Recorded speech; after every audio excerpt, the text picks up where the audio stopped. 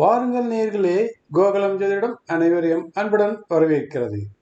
நாம் இன்றைய பதிவில் பார்க்க இருப்பது சகட யோகம் என்ற தலைப்பின் கீழ் சகட தோஷமானது சகட யோகமாக எப்படி மாறுகிறது என்பதை இப்பொழுது பார்க்கலாம். பாருங்கள். சகட தோஷம் கேள்விப்பட்டிருப்பீர்கள்.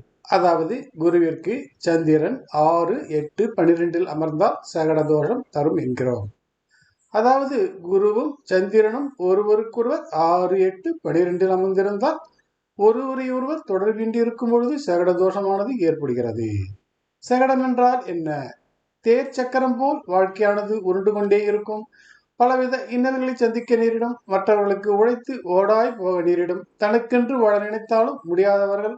இப்படி சகல துன்பங்களுக்கும் காரணமாக அமைந்து விடுகிறது சகட தோஷமானது. ஆனால் பாருங்கள், ஒரு தோஷமானது விபரீத ராஜயோகத்தினை தரும் அமைப்பினைத்தான் சகட யோகம் என்கிறோம். அது எப்படி என்கிறீர்களா?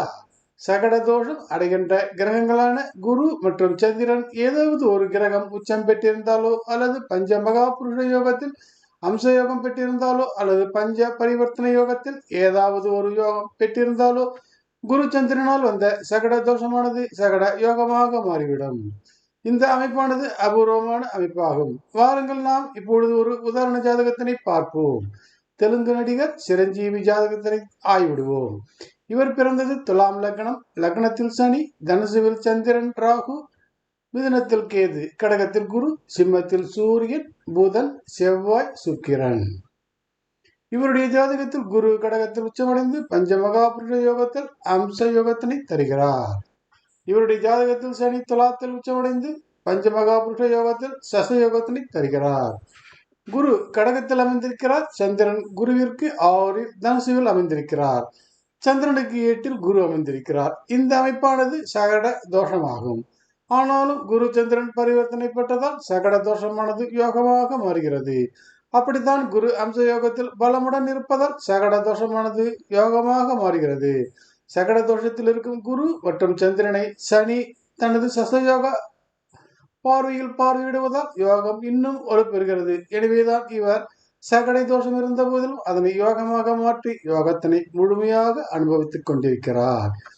இவருக்கு சந்திரன் ராகு இணைவில் இருந்தமையால் சினிமாவில் பெரும் புகழ் பெற்றார். இவருக்கு இருந்த சந்திரன் ராகு இணைவானது சனி சசயோகத்தின் தொடர்பினையும் குரு அம்ச யோகத்தின் தொடர்பினையும் பெற்றதால் மெகா ஸ்டார் என்ற அந்தஸ்தினையும் இவர் பெற்றார். ஆனாலும் இவர் பிரஜா ராஜ்யம் என்ற கட்சி ஆரம்பித்து அதனில் தோல்வினை கண்டார். இவருக்கு அரசியல் கிரகங்களான சூரியன், செவ்வாய் இருவரும் துலாம் லக்னத்திற்கு பாதகத்தில் அமர்ந்திருக்கிறார்கள்.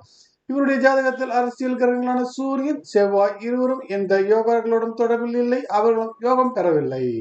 இவருக்கு அரசியல் கிரகங்கள் செவ்வாய் சூரியன் அமர்ந்த வீட்டிற்கு 10ஆம் இடமானது விரயபாவமாக, அதாவது சிம்மத்திற்கு கடகம் விரயபாவமாக போனதால் இவருக்கு அரசியல் உதவிக்கு வரவில்லை. எனவே இவருக்கு அரசியல் என்பது கசப்பான மருந்தாகும்.